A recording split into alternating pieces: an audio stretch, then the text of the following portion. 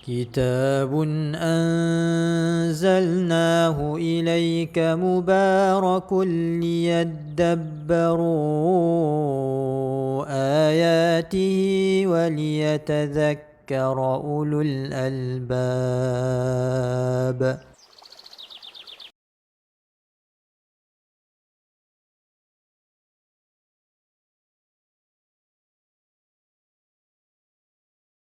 Bismillahirrahmanirrahim.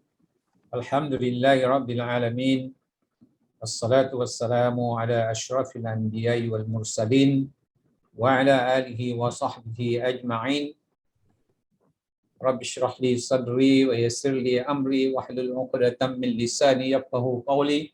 Subhanaka la ilma lana illa ma 'allamtana innaka antal alimul hakim. Amma ba'd, muslimin dan muslimat yang saya hormati sekalian, Assalamualaikum warahmatullahi taala wabarakatuh.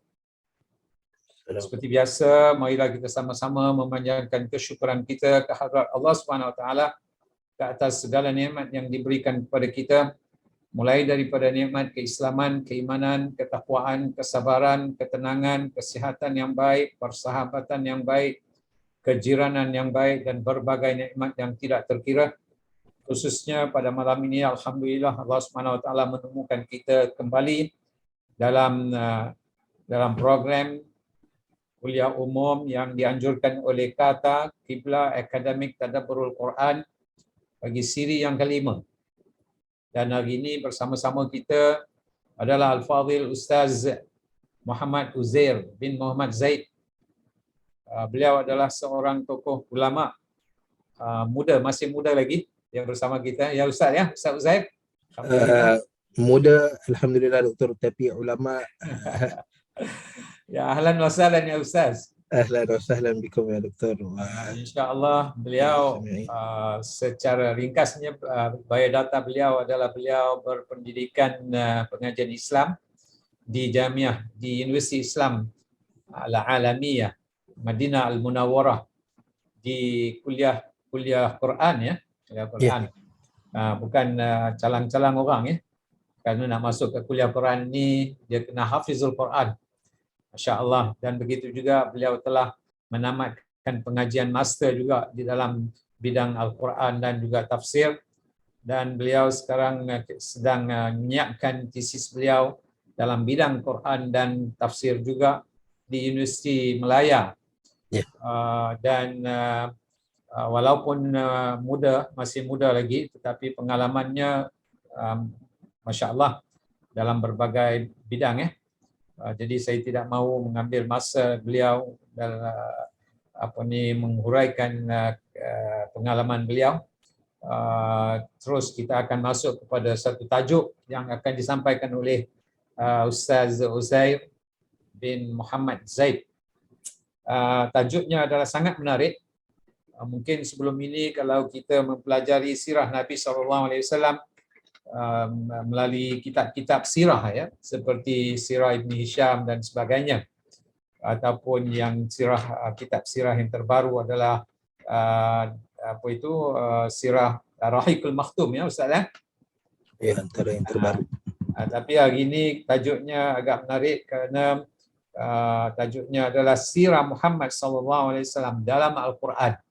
Jadi sangat unik kerana kita dalam sesi-sesi tadabbur Al-Quran, memanglah kalau dalam Al-Quran tu mengetahui Nabi SAW banyak maklumat ataupun ayat-ayat yang berkaitan dengan kehidupan Nabi SAW dari berbagai aspek, daripada aspek ibadah, muamalah, munakahat dan lain-lain bidang. Begitu juga dalam penglibatan Nabi SAW dalam ghazi ataupun peperangan. Jadi hari ini kita akan mendengar daripada Ustaz lebih fokus kepada tadabbur, ya, tadabbur Al-Quran dari sirah Nabi SAW. Jadi tanpa melengahkan masa, saya serahkan mikrofon kepada Ustaz Uzair. Persilakan Ustaz. Okey. Baik. Bismillahirrahmanirrahim. Assalamualaikum warahmatullahi wabarakatuh. Alhamdulillahi rabbil alamin. وبه نستعين على أمور الدنيا والدين والصلاة والسلام الأتمان الأكملان على خير خلق الله أجمعين محمد بن عبد الله صلوات الله وسلامه عليه وعلى آله وأصحابه ومن سار على نهجه واستنى بسنته واهتدى بهديه إلى يوم الدين أما بعد.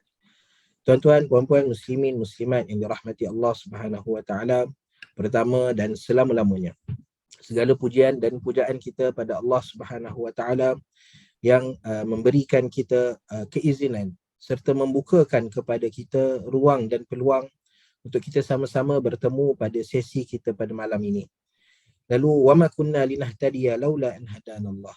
Kalau bukan kerana izin dan peluang daripada Allah Subhanahu wa taala, maka sudah tentu kita tidak dapat bertemu dan tidak dapat merasai kenikmatan untuk kita berukhuwah yang pertamanya, dan yang keduanya untuk kita menuntut ilmu. Kerana yang mempertemukan kita pada malam ini tidak lain dan tidak bukan adalah Al-Quranul Karim. Okay, di mana Nabi SAW antara galakkan ataupun antara pujian yang Nabi SAW berikan ialah kepada orang-orang yang menuntut ilmu, terutamanya kalam Allah Subhanahu wa taala.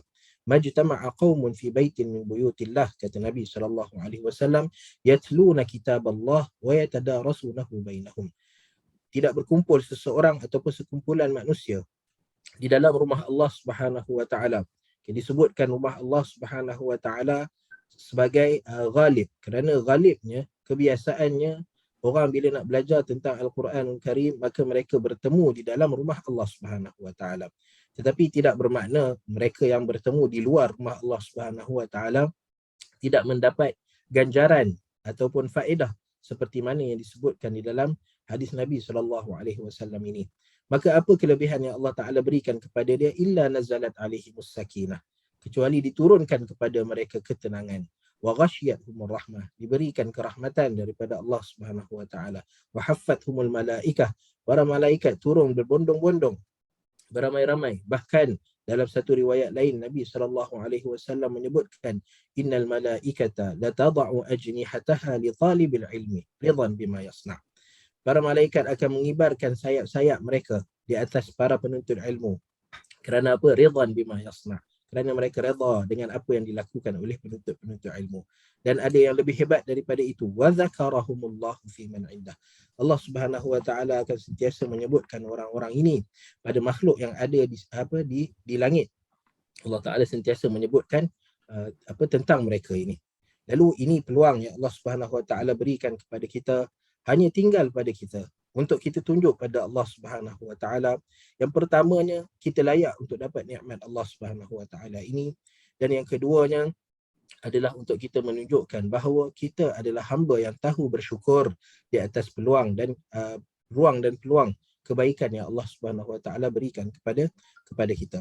Keduanya, anak secara peribadi ingin mengucapkan jazakumullahu khairan kepada pihak Qiblah Academy for Tadabbur Al-Quran, kata, okay, di atas husnuzan, di atas sangkaan baik dan kepercayaan yang diberikan untuk berkongsi sedikit sebanyak ilmu yang Allah Subhanahu wa taala berikan kepada kita semua. Lalu tajuk yang ana cadangkan, tajuk yang diminta untuk ana sampaikan adalah berkaitan dengan as-sirah an-nabawiyah. Secara umumnya, ana ingin bercerita tentang tajuk secara umumnya. Sebab tajuk yang nampak dekat poster tu, dia takut dia menyampaikan maksud yang berlainan daripada apa yang ana ingin sampaikan. Sebab tajuk asalnya adalah Tadabbur Al-Quran melalui peristiwa-peristiwa ahdath as-sirah an-nabawiyah, peristiwa-peristiwa sirah an-nabawiyah di dalam Al-Quranul Karim. Baik tuan-tuan dan puan-puan, muslimin muslimat yang dirahmati Allah Subhanahu wa taala. Kita dalam perjalanan hidup kita, benda yang paling penting adalah untuk kita tunjuk depan Allah Subhanahu wa taala bahawa kita adalah hamba Allah Subhanahu wa taala. Maka kerana itu, dalam setiap urusan kita, kita berusaha untuk menampakkan diri kita dengan al-ubudiyah, dengan ibadah. Lalu kita memberikan, kita sanggup berkorban tenaga, kita sanggup berkorban masa, kita sanggup korbankan wang ringgit kita kerana untuk menunjukkan bahawa kita adalah abdun. Abdun, ibadah. Lalu antara ibadah terbaik yang kita berikan, yang kita pertontonkan depan Allah Subhanahu Wa Taala adalah dengan membaca Al-Quranul Karim. Dalam nak membaca Al-Quranul Karim, kalau kita buka, kalau kita tasaffuh pada Al-Quran, maka kita dapati bahawa penceritaan tentang membaca Al-Quranul Karim ini di dalam Al-Quran didatangkan dengan dua perkataan. Dengan dua perkataan. Kadang-kadang kalau kita buka, kita jumpa istilah membaca Al-Quran ini dengan lafaz tilawah. Dan ini tidak asing kerana kita di dalam bahasa Malaysia kita juga selain daripada kita sebutkan membaca Al-Quran, kita juga menggunakan perkataan tilawah. Okay. Lalu tilawah ini dia membawa maksud kita membaca. Dan banyak ayat-ayat yang menceritakan tentang tilawah. Contoh ayat dalam surah Al-Baqarah ayat 121 di mana Allah Subhanahu Wa Taala berfirman, A'udzubillahi minasyaitonir rajim. Alladzina atainahumul kitaba yatlunahu haqqa tilawatih. Ulaika yu'minuna bih. Lalu Allah Subhanahu Wa Taala menyebutkan di dalam ayat ini secara umumnya bahawa orang-orang yang benar-benar beriman kepada Allah Subhanahu Wa Taala ialah antara keimanan, tanda keimanan mereka ialah mereka yatluna kitab Allah, yatlunahu haqqa tilawatih. Mereka membaca Al-Quranul Karim dengan haqqa tilawatih. Okay, di mana Allah Taala di dalam ayat ini menggunakan perkataan tilawah, yatlu. Okay, tilawah.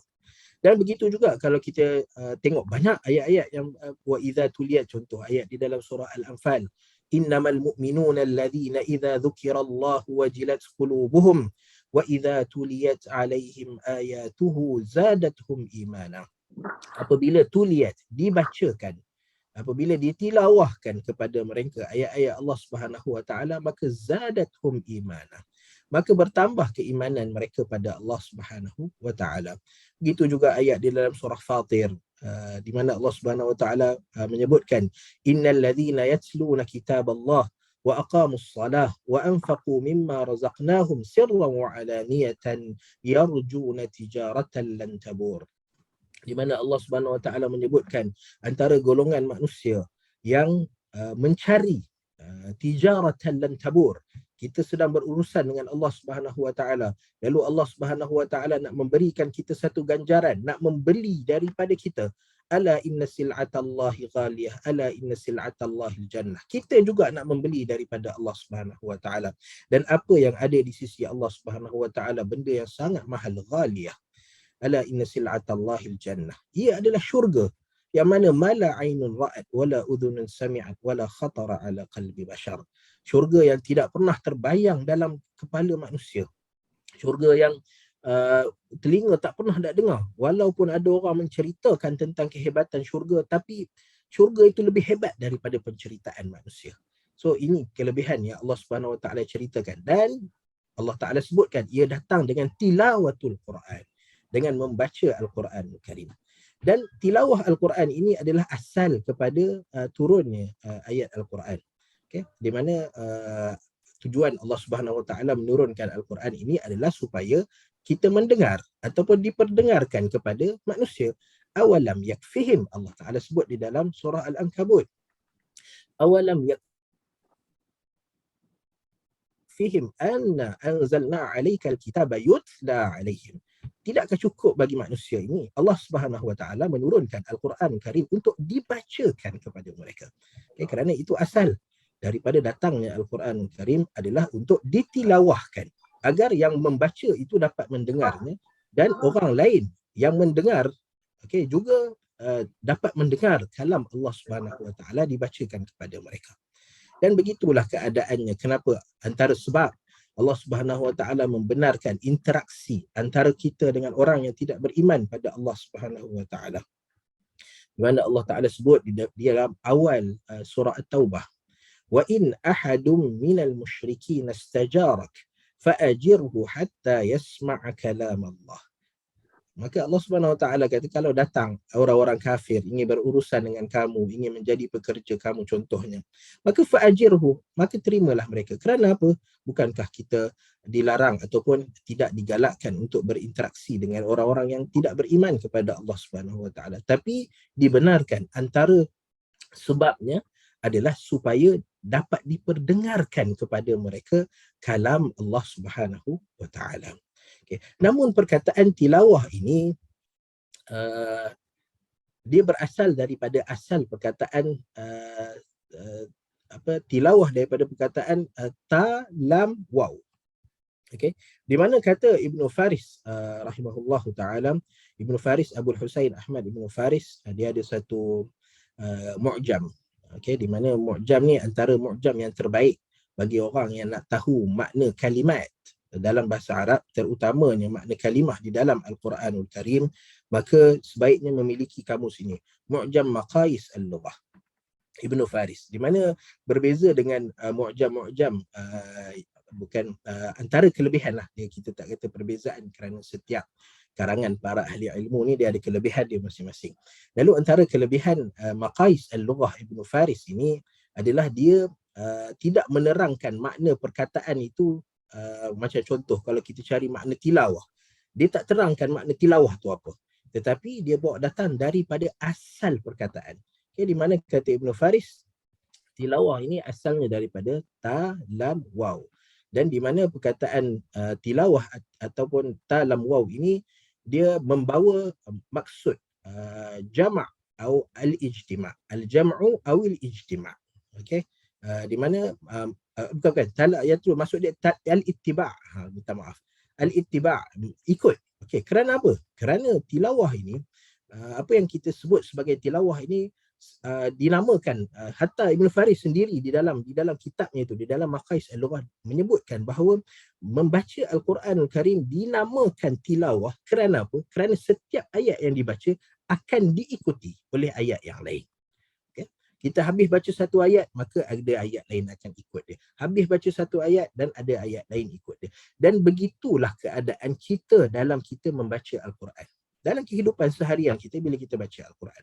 Kalau kita nak buat perbandingan Al-Quran dengan kitab-kitab lain, buku-buku lain, bila kita habis baca, kita khatam buku tu, mungkin kita ada keinginan untuk ulang. Tapi berapa banyak kali kita ulang? Satu buku tu agak-agak berapa banyak kali kita ulang? Dalam kehidupan kita, katalah kalau kita hidup 20 tahun contohnya, maka kita dapati kita ulang buku tu 4 atau 5 kali. Okay, kerana selang masa kita akan lupa isi kandungannya, lalu kita buka balik kitab tersebut. Okay, lalu tapi lepas habis kita baca kitab tu, kita akan simpan. Okay, tapi berbeza dengan Al-Quran Karim. Walaupun kita dah khatam daripada usia muda, 7-8 tahun kita dah khatam Al-Quran. Kemudian ada yang menghafal Al-Quran, baca, dah khatam, dah hafiz kamil Al-Quran. 30 juzuk Al-Quran kita khatam. Tetapi habis kita baca, kita ulang. Habis kita baca minal jinnati wan nas, kita patah balik. Dan begitulah kehidupan kita. Kita tak pernah stop, kita tak pernah berhenti daripada ulang dan ulang. Setiap ayat pasti akan datang selepasnya ayat yang lain. Okay. Maka kerana itulah ia dinamakan at-tilawah.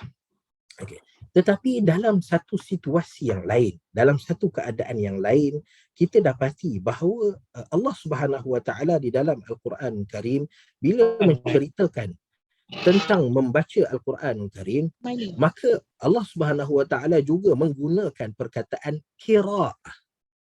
Qiraah, okay, seperti mana ayat pertama yang diturunkan oleh Allah Subhanahu Wa Taala, Iqra. Okay, Iqra daripada perkataan qaraah, qiraah. Okay, begitu juga ayat-ayat lain dalam surah Al-A'raf, contohnya pada antara ayat-ayat terakhir surah Al-A'raf, Allah Subhanahu Wa Taala menyebutkan, wa idza quri'al Qur'an fastami'u lahu wa ansitu la'allakum turhamun. Allah Ta'ala kata, wa idza quri'al Quran, apabila dibacakan Al-Quran. So, qiraah juga membawa maksud bacaan. Begitu juga di dalam surah An-Nahl dan surah Al-Isra yang mempunyai permulaan yang hampir sama. Wa idza qara'tal Qur'ana fasta'iz billah. Apabila kamu hendak membaca Al-Quran, maka fasta'iz billah, maka berta'awuzlah kamu pada Allah Subhanahu wa taala. Okay, membaca a'udzubillahi minasyaitanir rajim. Dalam surah Al-Isra, fa idza qara'tal Qur'an ja'alna bainaka wa bainal ladzina la yu'minuna bil akhirati hijaban mastura. Allah Ta'ala sebut juga membaca Al-Quran di dalam surah Al-Isra ayat 14. Di mana Allah Ta'ala menyebutkan فَإِذَا قَرَأْتَ الْقُرْآنِ, apabila kamu membaca Al-Quran. Lalu kalau kita tengok dalam Al-Quran Karim, dia ada satu benda yang jarang ada dalam pertuturan biasa manusia. Dia ada sesuatu yang disebut sebagai al-balaghah. Dia ada satu disebut kesempurnaan. Dia ada seninya di dalam Al-Quran. Maka kita dapati bahawa penggunaan perkataan yang berbeza ini membawa maksud yang berbeza. Okay, macam contoh bila kita tengok tentang cerita berkenaan penurunan Al-Quran Karim secara umumnya. Okay, maka penurunan Al-Quran Karim kadang-kadang datang dengan anzala. Inna anzalnahu fi lailatul qadar. Okay, dan kadang-kadang dia datang dengan perkataan nazzala. Okay, contoh ayat nazzala, wa anzalna ilaikal kitaba litubayyina lin-nasi ma nuzzila ilaihim. Ini datang dengan perkataan nazzala. Lalu apa perbezaan antara anzala dan nazzala? Kalau kita terjemahkan ke dalam bahasa Malaysia, maka kita dapat makna yang sama, iaitu turun dan turun.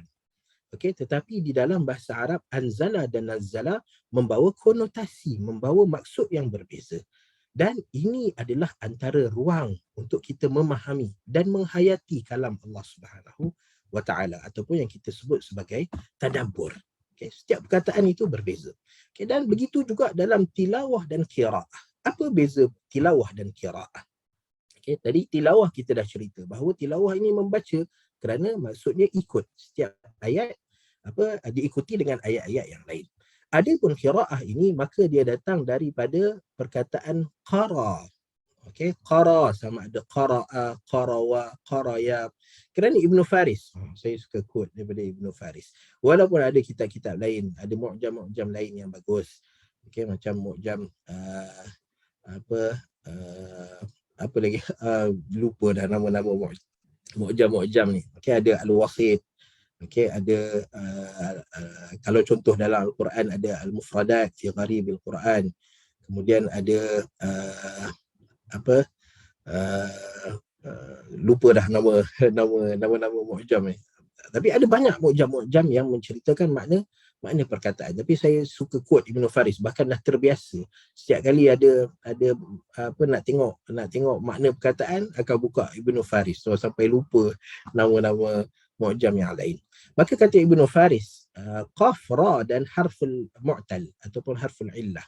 Okay, kalau datang huruf qaf, huruf ra dan ada harful illah. Harful illah ni adalah huruf alif waw ya. Okay, yang kalau dalam bacaan Al-Quran maka dia disebut sebagai huruf mad. Okay. Maka harful illah ni, maka kata Ibn Faris, bila datang qaf, ra dan harful illah maka dia membawa maksud himpun, al-jam'u, maksud al-jam'u tadi. Okey, lalu kenapa bacaan Al-Quran ini dinamakan qiraah? Kerana di dalam qiraah yang bererti menghimpunkan ini, kita sedang menghimpunkan. Okey, dalam proses kita membaca Al-Quran, kita sedang menghimpunkan. Sama ada himpunan kita tu himpunan yang berbentuk fizikal. Okey, contoh himpunan yang berbentuk fizikal adalah kita menghimpunkan huruf-huruf. Okey, dalam bacaan Al-Quran bila datang huruf alif, lam, mim, okey, lalu kita cuba menghimpunkan, ada bentuk himpunan tu berbunyi alam tarakai. Nampak? Alif, lam, mim. Alam tarakai, alam nashrah, alam tara ila alladhi. Okey, tapi ada alif, lam, mim yang berbentuk alif, lam, mim. Okey, kita sedang menghimpunkan huruf-huruf di dalam Al-Quran. Kemudian daripada himpunan huruf ini yang membentuk perkataan-perkataan, kita menghimpunkan perkataan-perkataan. Okay. Zalika satu perkataan, al-kitab satu perkataan, la satu perkataan, raiba satu perkataan, fi. Lalu kita himpunkan jadi zalikal kitabu la raiba fi. Okay. Dan daripada himpunan-himpunan perkataan maka kita dapat ayat. Okay. Kita dapat himpunan ayat-ayat. maka terbentuklah satu, seolah-olah kita himpunkan ayat ini di dalam satu pagar. Okay, kenapa ayat-ayat ini, himpunan ayat-ayat ini dinamakan sebagai surah? Okay, kerana bagaikan kita menghimpunkan dia di dalam satu pagar. Okay, so itu menghimpunkan ayat-ayat Al-Quran dalam bentuk fizikal. Namun ada keadaannya kita menghimpunkan dalam bacaan kita menghimpunkan ayat-ayat Al-Quranul Karim, tetapi kita tak menghimpunkan ayat dan selepasnya ayat ataupun di dalam surah tertentu, namun kita himpunkannya secara maknawi melalui tajuk-tajuk, melalui hukum-hukum tertentu, melalui hikmah-hikmah tertentu, melalui penceritaan-penceritaan tertentu. Nabi Musa alaihissalam contohnya, penceritaan tentang para nabi, penceritaan tentang para malaikat contohnya. Okay, so itu himpunan, tapi himpunan secara maknawi. Maka himpunan secara maknawi ini juga dinamakan sebagai qiraah. Dan qiraah yang secara maknawiyah ini kebanyakannya bila diperbincangkan, maka kita dapati bahawa di sana ada dua jenis qiraah. Yang pertama adalah qiraah tafsiriyah. Okay, di mana kita membaca dalam keadaan kita menganalisis tafsir. Kerana tafsir ini datang daripada perkataan al-fasru. Al-fasru kata Ibnu Duraid dalam dia punya, Ibnu Duraid ni antara orang yang terawal menulis Mu'jam Ibnu Duraid, namanya Allahu Akbar, ada lupa nama Mu'jam Ibnu Duraid. Tapi Ibnu Duraid dan bahkan orang yang selepas daripada Ibnu Duraid semua menggunakan ataupun menakalkan daripada Ibnu Duraid. Di mana kata Ibnu Duraid al-fasru, okay, maksudnya adalah amaliyah. Amaliyah para atibba, para doktor, maka mereka mengambil air, akramakumullah, minta maaf, air daripada air kecil, kita membuang air kecil, lalu para doktor ni ambil, lalu mereka tengok daripada bahan kumuhan kita tu, apa yang terjadi pada diri kita. So bermakna para doktor ni sedang membuat analisis. Itu al-fasru. Maka dalam proses mentafsir, okay, maka proses mentafsir juga adalah proses menganalisis.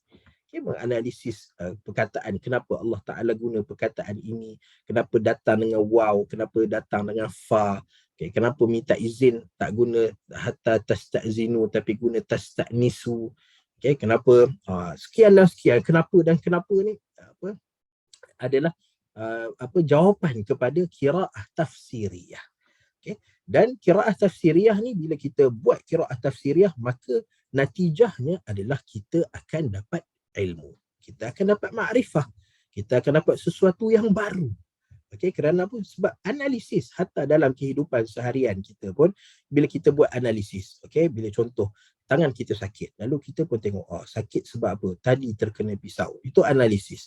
Okay, lalu daripada analisis ni kita tahu bahawa pisau tajam, lalu boleh melukakan kita, dan kita tahu bahawa bila kena pisau luka sakit, tak boleh kena air contohnya. Itu analisis. Okay, so analisis menghasilkan ilmu ma'rifah. Dan di sana ada satu lagi qiraah yang dinamakan qiraah tadabburiyah. Qiraah tadabbur. Okay, lalu sering kali orang membicarakan apa perbezaan tafsiriyah dengan tadabbur. Okey, baik, ana suka untuk kita bawa kepada potongan ayat di dalam Al-Quran Karim untuk kita dapatkan dia mungkin bukan secara mutlak, bukan secara itlak bahawa inilah perbezaan antara tadabbur dan tafsir, tetapi kita boleh dapat sesuatu daripada ayat-ayat ini. Ayat yang pertama, Allah Subhanahu Wa Taala, dua ayat, tapi dua ayat ini mengandungi makna yang sama. Okay, Allah Subhanahu Wa Taala menyebutkan dalam satu ayat, Allah Taala kata, "Huwallazi ba'atha fil ummiyina rasulan minhum yatlu 'alaihim ayatihi wa yuzakkihim wa yu'allimuhumul kitaba wal hikmah." Okey, baik. Kalau kita tengok ayat Al-Quran Karim ni, okey, huwallazi ba'atha fil ummiyina rasulan minhum yatlu 'alaihim ayatihi. Pertama, Allah Taala menyebutkan tentang yatlu. Okay, kita sebut tadi yatlu adalah tilawah, bacaan. Bacaan secara fizikal. A'udzubillahi minasyaitanirrajim. Bismillahirrahmanirrahim. Okay, itu bacaan secara secara fizikal, maka yatluna kitab Allah. Okay. Ayat tadi, wallazi ba'atha fil ummiyina rasulan minhum yatlu alaihim ayatih. Kemudian wa yuzakkihim. Okay, wa yuzakkihim datang daripada perkataan az-zakah. Apa maksud az-zakah? Okay, kita ada amalan kita, ibadah kita. Antara ibadah kita pada Allah Subhanahu Wa Taala adalah ibadah az-zakah. Lalu apa yang dibawa oleh az-zakah ini? Okay, dan ini juga adalah antara cara kita mentadabbur Al-Quran. Okay, kita boleh baca dengan qiraat tafsiriyah. Okay, qiraat tafsiriyah mengatakan az-zakah ini apa dia? Az-zakah ini datang daripada perkataan ataupun az-zakah ni kita tengok lafaz dia adalah lafaz syar'i. Okay, kalau dalam tafsir, okay, sebab dalam nak tafsir Al-Quran, maka setiap perkataan kita kena tengok dalalatul alfaz. Kita kena tengok dalalah lafziah dia, sama ada dia tunjuk kepada dalalah syar'iyah ke, ataupun dalalah lughawiyah ke, ataupun dalalah urfiyah. Okay, so itu dalam tafsir. Okay, maka kita tengok az-zakah, kita kena pandang dia daripada kalau kita buat analisis, maka zakah ini adalah apa maksud dia? Mengeluarkan harta. Kan? Dia ada, sebab kita ada ibadah yang nama dia az-zakah. Okay, dan pada masa yang sama juga dalam tafsir kita pun tengok asal perkataan az-zakah adalah menyucikan. Okay, zakah maksudnya menyucikan. Maka proses mengeluarkan harta adalah proses penyucian harta. Okay, so itu qiraah tafsiriyah. Okay, maka daripada qiraah tafsiriyah itu kita membina qiraah tadabburiyah. So apa qiraah tadabburiyah? Kalau kita tengok ayat tadi yang kita baca, wallazi ba'atha fil ummiyina rasulan minhum yatlu alaihim ayatih wa yuzakkihim wa yu'allimuhumul kitaba wal hikmah. Dia ada wa yuzakkihim dan kemudian wa yu'allimuhumul kitaba wal hikmah. Okay, so ada 3 komponen di dalam ayat ini. Okay. Yang pertama adalah at-tilawah. Tilawah adalah membaca. Kemudian ada tazkiyah, penyucian. Okay. Tazkiyah wa yuzakkihim, menyucikan mereka. Okay. Membersihkan mereka, menyucikan mereka. Wa yu'allimuhumul kitaba wal hikmah. Memberi ilmu kepada mereka. Memberi pengetahuan kepada mereka. Okey. Lalu kita dah tengok tadi, yatlu maksudnya membaca. Okay. Bacaan ni kadang-kadang orang membaca, dia kadang-kadang dibaca tanpa ilmu pun. Okay, dia hanya dengar bacaan orang, lalu dia kata, oh begini caranya membaca surah Al-Fatihah. Tanpa dia tahu apa itu idgham, iqlab, ikhfa, dengung, tak dengung, mat tu apa, dia tak tahu. Tapi bila dia dengar orang baca, Alhamdulillahi Rabbil Alamin, maka dia pun kata, oh ayat kedua surah Al-Fatihah bunyinya begini, Alhamdulillahi Rabbil Alamin. So kadang-kadang bacaan ini dia datang tanpa ada ilmu, walaupun membacanya dengan ilmu itu lebih utama. Wal akhdhu bit tajwid hatmun lazimu man lam yujawwidil Qur'ana athimu. Kata Ibnul Jazari rahimahullahu taala di dalam muqaddimahnya. Okey, membaca al-akhdhu bit tajwid, belajar Al-Quran dengan ataupun membaca Al-Quran dengan bertajwid itu hatmun lazimu, adalah syai' mutahattam, syai' yang mesti. Kita kena buat. Sebab apa? Li'annahu bihil ilahu anzala, kerana Allah Subhanahu Wa Taala menurunkan Al-Quran dengan tajwidnya. Okey, walau bagaimanapun kadang kalau qiraah itu qiraah sahihah, okay, walaupun tanpa ada ilmu berkenaan dengan tajwid, maka ia adalah qiraah yang sahihah, qiraah yang betul. Okey. Lalu apa tadi, wa yu'allimuhumul kitab. Kita sebut yatlu, kemudian yang terakhir Allah Taala menyebutkan tentang memberi ilmu. Okey, dan kita sebut tadi ilmu adalah natijah. Ilmu adalah output, yang mana inputnya adalah ataupun proses yang berlaku yang menyebabkan adanya output yang nama dia ilmu ini adalah tafsir. Okay, kita sebut tafsir. Maka tinggal pada kita tadabbur. Maka tadabbur ini apa? Konsepnya apa tadabbur ni? Konsepnya adalah tadabbur ini menghasilkan, natijahnya adalah tazkiyatun nafs. Okay, natijahnya adalah tazkiyah, penyucian pada diri kita, penyucian pada jiwa kita. Maka itulah matlamat asal daripada tadabbur. Okay, maka kerana itu kita dengar bila sebut ayat-ayat berkaitan dengan tadabbur, maka ia berkaitan dengan hati. Taqwa, mahabbah, sabar, syukur, semua itu adalah ibadah-ibadah yang terkandung dalam hati. Dia tak melibatkan fizikal. Solat, zakat, puasa, haji, semua melibatkan fizikal.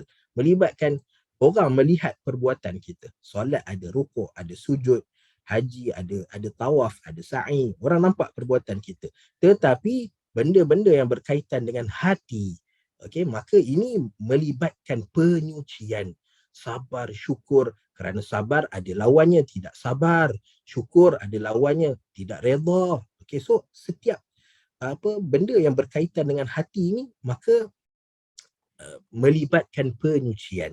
Okay, maka itu konsep ataupun asal kepada tadabbur ini adalah benda yang menghasilkan, menatijahkan wa yuzakkihim.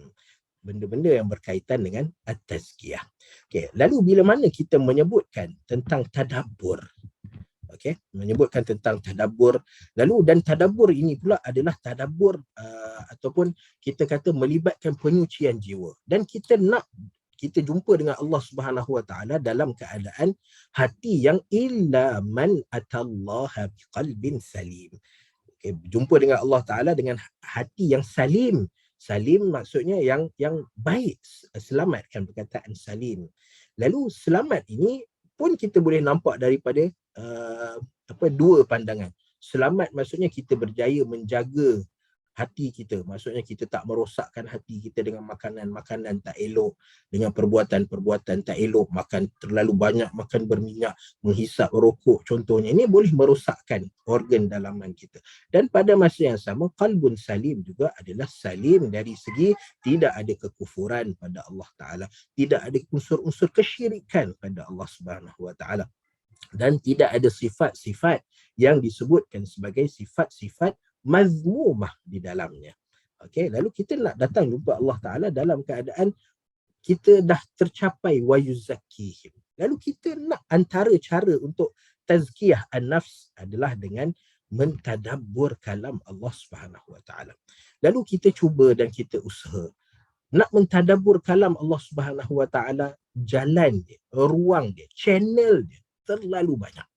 Ada orang dia mampu tadabbur kalam Allah Subhanahu Wa Taala melalui penceritaan perkara berkaitan akidah contohnya. Okay, bila mana dia baca ayat iyyaka na'budu wa iyyaka nasta'in. Hanya kepadamu kami na'budu, kami memperhambakan diri. Okay, na'budu daripada perkataan abd, memperhambakan diri. Lalu dia bertadabbur, dia tahu Allah Subhanahu Wa Taala bukan hanya nak aku beribadah pada Allah Subhanahu Wa Taala, tapi Allah Subhanahu Wa Taala nak aku menunjukkan perhambaan diri. Okay. Lalu bila mana dia solat, dia nak solat dan dia nak Allah Taala pandang kepadanya seolah-olah dia adalah hamba. Okey, seolah-olah dia ada hamba. So bila nak jadi seorang hamba, hamba ini antara ciri utamanya, antara ciri utama seorang hamba adalah dia taat sepenuhnya kepada Tuhan dia. Okey. Lalu dalam ibadah kita pada Allah Subhanahu Wa Taala, contohnya bila mana Allah Subhanahu Wa Taala kata di dalam solat, Nabi sallallahu alaihi wasallam ajar kepada kita, di dalam solat di sana adanya tamakninah. Okey, lalu bila dia solat dalam keadaan tamakninah. Dalam keadaan dia tenang. Okey, dia ada tempoh bertenang masa rukuk je, masa sujud dia tidak terlalu tergesa-gesa di dalam solat dia. Sebab apa? Sebab dia sedang menunjukkan bahawa dia adalah hamba Allah Taala dengan dia datang direct melalui Al-Quran Karim ataupun melalui Nabi sallallahu alaihi wasallam. So nampak dia berjaya menyucikan diri dia. Okay, apabila dia menghayati Allah Ta'ala bukan hanya nak dia beribadah pada Allah Ta'ala, tapi maksud di sebalik ibadah tu Allah Ta'ala nak nampak perhambaan diri dia. Kerana tu dia tak kisah dalam solat dia macam mana Nabi SAW. Tengok, Nabi SAW solat sampai bengkak kaki Nabi SAW. Hatta tatafattar qadamah, dalam satu riwayat tatawaram qadamah, sampai bengkak kaki Nabi SAW. Lalu ditanya kepada Nabi SAW, bukankah kamu wahai Muhammad, dah Allah Ta'ala dah ampunkan dosa-dosa kamu yang sebelum dan yang akan datang? Tapi Nabi kata afala akunu abdan syakura. Tengok bagaimana Nabi persembahkan afala akunu abdan. Okay. Tidakkah aku nak tunjukkan kepada Allah Subhanahu Wa Taala bahawa aku adalah hamba kepada Allah Subhanahu Wa Taala. Okey, dan ada orang dia baca ayat-ayat akidah, dia dapat bertadabbur tapi penghayatannya tu tak sampai kepada maksimum. Okay, lalu dia boleh bertadabbur, faham makna Al-Quran Karim, menghayati makna Al-Quran Karim apabila membaca perintah-perintah dan larangan-larangan Allah Subhanahu Wa Taala. Allah Subhanahu Wa Taala sebut wa aqimus salah, okey, wa atuz zakah, maka dia dapat penghayatan dekat situ. Okey, dia dapat faham, dia dapat menghayati, dia dapat menyucikan jiwa dia dengan perintah-perintah ataupun larangan-larangan Allah Subhanahu Wa Taala. Ada pula orang yang bila dengar perintah dan larangan dia biasa. Sebab apa? Daripada kecil dia membesar dalam keluarga tentera contohnya. Lalu hari-hari dengar perintah dan larangan. So hati dia agak tepu sikit bila dengar perintah dan larangan. Kalau cerita tentang ayat-ayat akidah, dia dah lama duduk dalam ayat akidah, lalu penghayatannya. Tapi apabila dibacakan kepada dia cerita-cerita para nabi dan rasul, cerita bagaimana pengorbanan Nabi Nuh alaihi salam, yang mana duduk dalam kaum dia alfasanatin illa khamsina ama, 950 tahun Nabi Nuh alaihi salam duduk bersama dengan kaumnya, dan tidak ada yang beriman dengannya melainkan bilangan-bilangan yang sedikit. Okay, maka daripada sini dia dapat belajar sesuatu daripada kisah Nabi Yunus alaihi salam. Okay, iz abaqa ila al-fulkil mashhun, yang bagaimana Nabi Yunus alaihi salam bukan meninggalkan kaumnya tapi cuba mencari ruang dakwah yang lain. Okey. So dia belajar, dia dapat tadabbur, penghayatan terhadap ayat-ayat Al-Quran Karim melalui penceritaan-penceritaan.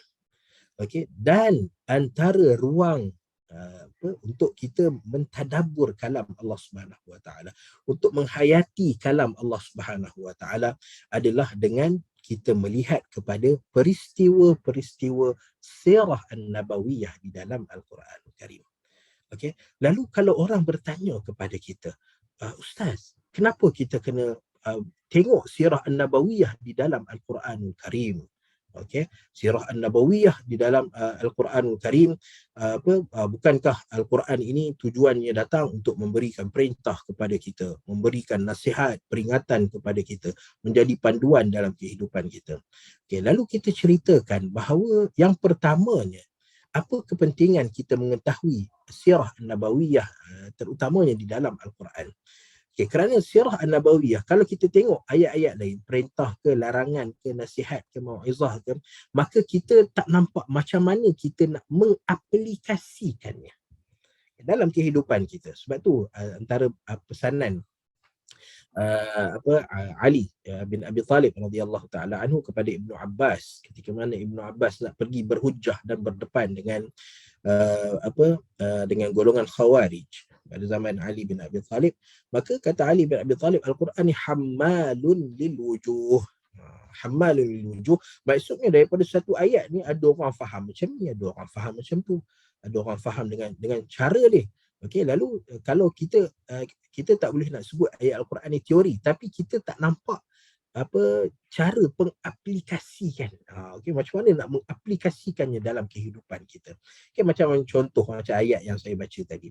Ada satu ayat yang mana Allah Subhanahu Wa Taala sebut ketika mana ya ayyuhallazina amanu la tadkhulu buyutan ghayra buyutikum hatta tasta'nisu wa tusallimu ala ahliha. Janganlah kamu, wahai orang-orang yang beriman, janganlah kamu masuk rumah yang bukan rumah milik kamu. Okay, melainkan hatta tasta'nisu wa tusallimu ala ahliha. Melainkan kamu, kalau kita buka terjemahan, meminta izin wa tusallimu dan memberi salam kepada penghuninya. Okey, lalu kita pun terfikir macam mana caranya untuk kita meminta izin. Kan? Perintah daripada Allah Subhanahu Wa Taala. Ataupun wa aqimus salah. Okey, wa aqimus salah. Okey.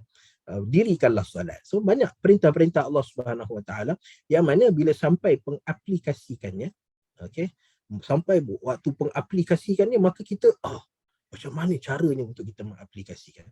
Tetapi apabila datang peristiwa-peristiwa berkaitan dengan sirah an-nabawiyah, maka ia adalah ardun waqi'iyun. Ia adalah pembentangan terhadap peristiwa realiti. Okey, yang mana Allah Taala cerita bagaimana contoh di dalam peperangan Uhud, di mana ada idh hammat ta'ifatani minkum an tafshala wallahu waliyuhuma. Ketika mana ada dua kumpulan orang yang beriman yang menyangkakan bahawa keluarnya tentera Islam untuk berperang di Uhud adalah an tafshala, adalah satu perbuatan yang kalau kita panggil suicide mission. Okay. Benda seolah-olah perbuatan untuk suicide, membunuh diri. Ini adalah satu taktik yang salah, strategi yang salah. Okay. So dia adalah perkara waqi'i, amali. Okay. Yang daripada perintah-perintah dan larangan-larangan yang terdapat di dalam Al-Quran dan As-Sunnah. Dan yang keduanya, as-sirah an-nabawiyah. Okay. Di mana bila kita bercerita tentang peristiwa-peristiwa yang berlaku pada Nabi SAW, pada antara Nabi dan isteri-isteri Nabi. Ketika mana isteri-isteri Nabi datang beramai-ramai jumpa Nabi SAW, nak minta habuan-habuan dunia, nak minta khadam, nak minta emas. Okay, lalu bagaimana Allah Subhanahu Wa Taala pandu Nabi SAW.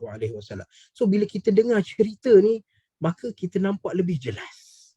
Okay. Dan yang seterusnya, kalau kita dengar cerita pula, maka kita lebih tertarik, ataupun di sana ada daya ataupun ada kuasa tarikan. Okay, berbanding kalau dengar fakta-fakta, larangan-larangan, perintah-perintah boleh menghidupkan hati kita, tetapi tak sama seperti kita dengar cerita-cerita Nabi SAW.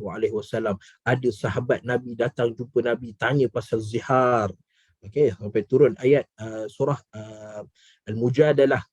Okay. Al-Mujadilah ataupun Al-Mujadalah. Ayah Dr. Habib. Ustaz, Masya-Allah, jazakallah khairan ya ini. Minta maaf saya terpaksa berhenti sekejap untuk memberi laluan sebab masa terlalu cepat sangat jalan. Okey, kalau ikut hatinya tak mau berhenti kan, tapi kita punya ada jadual kan untuk soal jawab. Okey. Jadi boleh Ustaz conclude sekejap kita beri peluang kepada para peserta untuk tanya soalan. Okey, baik Doktor. Sama saya terpaksa stop sekejap. Okey, baik Doktor. Ana ambil 1 minit Doktor untuk Okey, silakan. Kemudian insya-Allah. Okey. Baik, so apabila kita sampai kepada sirah an-nabawiyah di dalam Al-Quran, lalu bagaimana caranya untuk kita menghayati sirah nabawiyah di dalam Al-Quran? Dua cara. Yang pertama, sama ada melalui penceritaan atau perkhabaran. Dalam surah Ali Imran contohnya, Allah Ta'ala cerita daripada mula sampai habis bagaimana peristiwa yang berlaku di dalam peperangan Uhud. Okay, lalu kita nampak dalam surah Al-Ahzab contohnya, Allah Ta'ala cerita bagaimana peristiwa-peristiwa yang berlaku di dalam peperangan Ahzab. Itu penceritaan dan perkhabaran secara jelas, direct. Okay. Dan di sana ada cara lain. Okay, antara cara lain untuk menghayati sirah an-nabawiyah adalah dengan kita menyelongkar. Di sebalik ayat-ayat ini ada ayat-ayat tertentu yang mengandungi sebab-sebab turun ayat-ayat Al-Quran ini, ataupun yang kita namakan sebagai asbab an-nuzul. Okay. Lalu daripada asbab an-nuzul ni kita tahu kenapa turunnya ayat fala wa rabbika la yu'minun, apa yang berlaku antara Az-Zubair dengan salah seorang dari lelaki daripada Al-Ansar. Okay.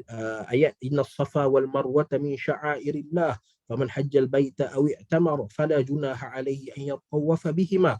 Apa yang berlaku sampai sahabat tak reluctant, berat hati untuk melakukan sa'i antara Safa dan Marwah. So ini antara cara untuk kita menghayati sirah an-nabawiyah di dalam Al-Quran Karim. Lalu insya-Allah kita berhenti takat ni dulu. Mungkin insya-Allah di kesempatan yang lain kita akan bentang peristiwa-peristiwa yang berlaku ataupun sirah an-nabawiyah, ahdas tarikhiyah yang berkaitan dengan sirah an-nabawiyah di dalam Al-Quran Karim insya-Allah. Kembali kepada Dr. Habib.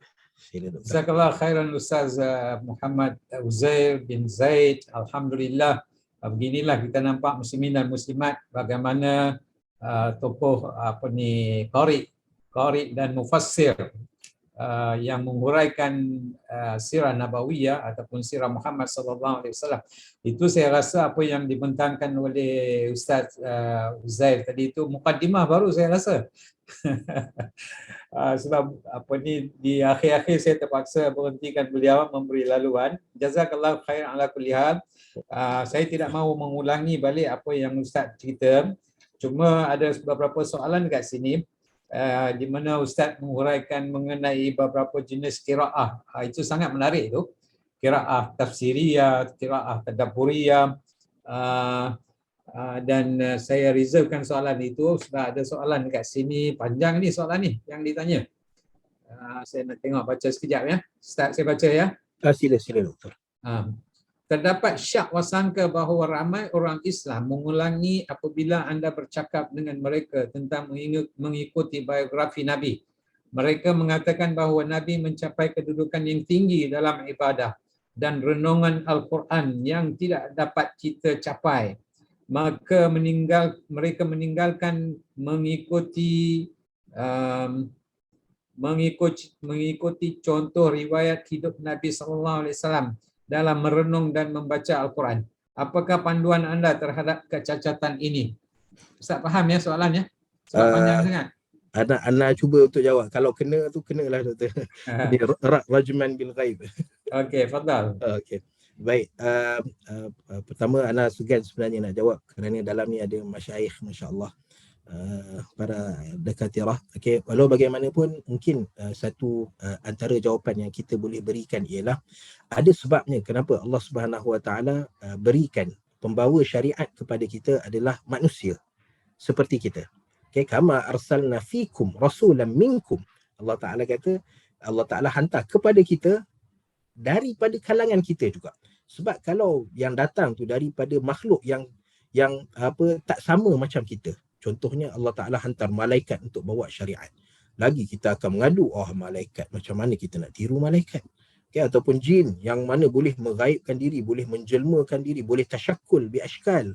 Dia boleh membentuk diri dia jadi bentuk-bentuk yang lain. Okey, maka Allah Taala datangkan nabi, okey, rasulan minkum, daripada kalangan manusia yang mana hidupnya seperti manusia, yakulun wa yashrabun, okey, wa yamshuna fil aswaq. Allah Taala sebut di dalam surah Al-Furqan. Dan nabi pun perlu makan, perlu minum, perlu berjalan mencari mencari nafkah, dan nabi jalan untuk yamshuna fil aswaq, membeli makanan. Okey, lalu kalau kita perhatikan bahawa Allah Taala hantar nabi dan kerana Allah Ta'ala hantar Nabi sebagai manusia lah kita dapat tiru Nabi SAW. Okay. So, dan bila Nabi ni didatangkan untuk menjadi contoh, bahkan Allah Ta'ala kata Nabi ni bukan sekadar contoh. وَمَا يَنْتِقُ عَنِ الْهَوَىٰ إِنْ هُوَ إِلَّا وَحْيُ يُوحَىٰ. Sebahagian daripada para mufassirin apabila pergi pada ayat in huwa, okay, huwa ni biasanya kalau kita tafsirkan dia ataupun kita terjemahkan dia, maka huwa ni balik kepada kalam an-nutq. Sebab sebelum tu, ayat sebelum tu, wama yantiqu 'anil hawa in huwa, maknanya huwa nutquhu sallallahu alaihi wasallam adalah wahyu yuha. Okay, tetapi sebahagian mufassirin mengatakan bahawa kalau kita tengok ayat daripada mula wan najmi idza hawa ma dhalla sahibukum wa ma ghawa, ayat kedua tu huwa, dhamir huwa dekat situ menunjukkan Nabi sallallahu alaihi wasallam. Wama yantiqu 'anil hawa, ayat ketiga pun dhamir dalam tu menyebut huwa adalah Nabi SAW. In huwa illa wahyu yuha. Nabi SAW. Kerana itu sebagian mufassir kata huwa dekat sini adalah Nabi itu sendiri. Okay, Nabi itu sendiri. Pribadi Nabi SAW, jasad Nabi SAW, wahyu yuha.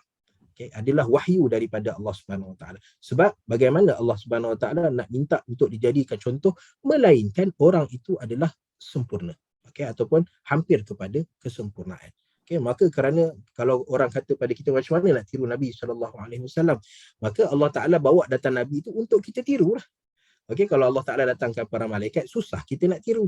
Dengan ada sayapnya, dengan ada apanya, susah untuk kita tiru. So Allah Ta'ala datangkan manusia sebab Allah Ta'ala tahu perbuatan Nabi, okay, perbuatan Nabi SAW boleh ditiru oleh orang lain.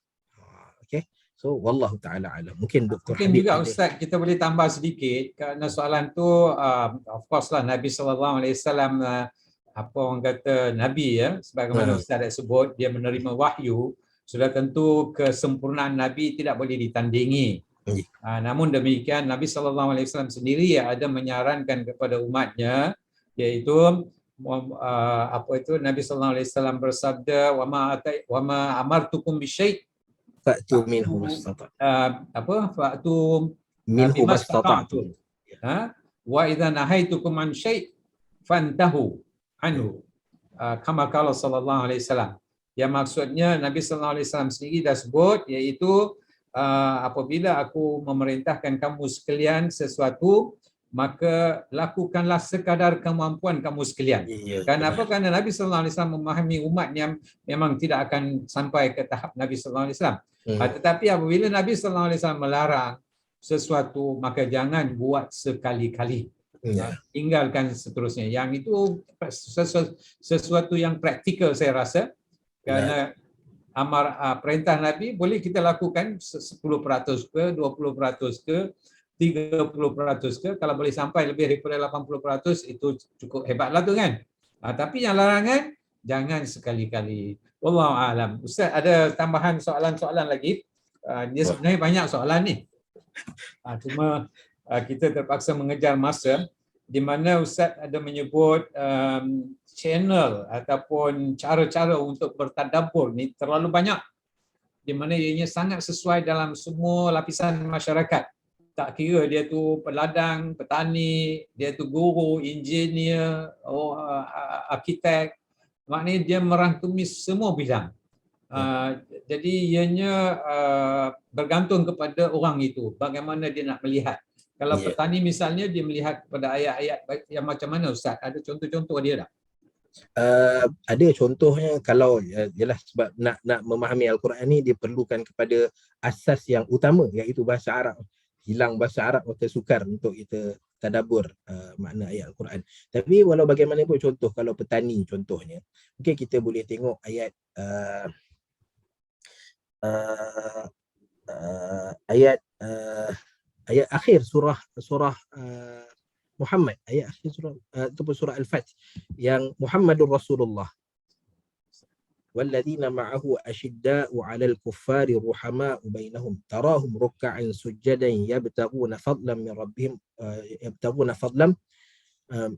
ربهم ورضوانا من الله ورضوانا. Ayat macam mana ayat ni? Dah lupa.